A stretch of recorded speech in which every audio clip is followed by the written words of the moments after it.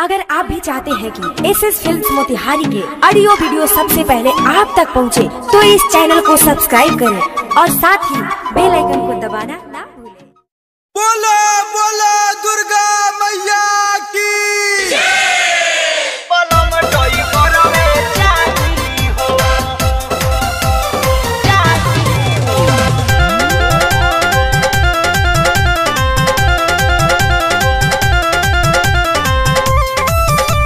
DJ Abhiraj. ए माई ढेर दिन से करो तानी नमी हो, दया करो हमार जोड़ी जाओ जमी हो। माई ढेर दिन से करो तानी नमी हो, दया करो हमार जोड़ी जाओ जमी हो। डॉक्टर पुलिस नाच कुदरवे चाही हो, डॉक्टर पुलिस नाच कुदरवे चाही हो। ए माई दिल में बाटे लालसा बलम डइबरवे चाही हो। ए माई दिल में बाटे लालसा बलम डइबरवे चाही हो। बलम डइबरवे चाही हो।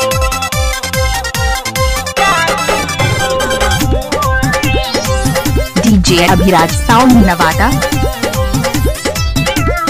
ललचा रिकॉर्डिंग स्टूडियो गोपालगंज। संगही के सखी सभे बन गईली मामी, एही के आस में रहतानी हमी। हाँ हाँ, संगही के सखी सभे बन गईली मामी, एही के आस में रहतानी हमी। तू ही दुर्गा हो, तू ही हो काली हो, अपना से कैलू तू ही शेरावाली हो। रुपया पैसा नहीं घरवा दुआरवे चाही हो, रुपया पैसा नहीं घरवा दुआरवे चाही हो। ए माई दिल में बाटे लालसा बलम डइबरवे चाही हो।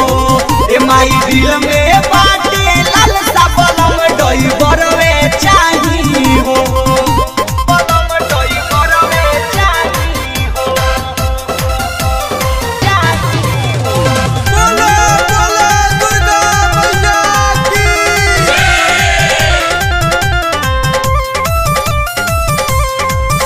डीजे अभिराज टेंट हाउस नरी आर नवादा मैन चौक।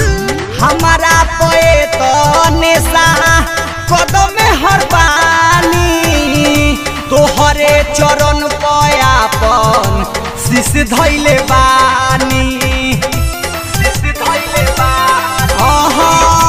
हमारा पे तो नेशा कदम हर पानी, तोहरे चरण पयापन शीश धैले बानी। बेटी दुखे अपन कहेली मतारी से, अपना खाली ना तू जाए तो दुआरी से। सौरभ विकास जस परिवार चाही हो, परदेसी पिया जस परिवार चाही हो। ए माई दिल में बाटे लालसा बलम डइबरवे चाही हो। ए माई दिल में बाटे लालसा बलम डइबरवे चाही हो। माई ढेर दिन से करो तानी नमी हो, दया करो हमार जोड़ी जाओ जमी हो। डॉक्टर पुलिस नाच कुदरवे चाही हो, डॉक्टर पुलिस नाच कुदरवे चाही हो। ए माई दिल में बाटे लालसा बलम डइबरवे चाही हो। ए माई दिल में बाटे लालसा बलम डइबरवे चाही हो। डीजे अभिराज, जिनका मोबाइल नंबर है 73 20 88 73 97।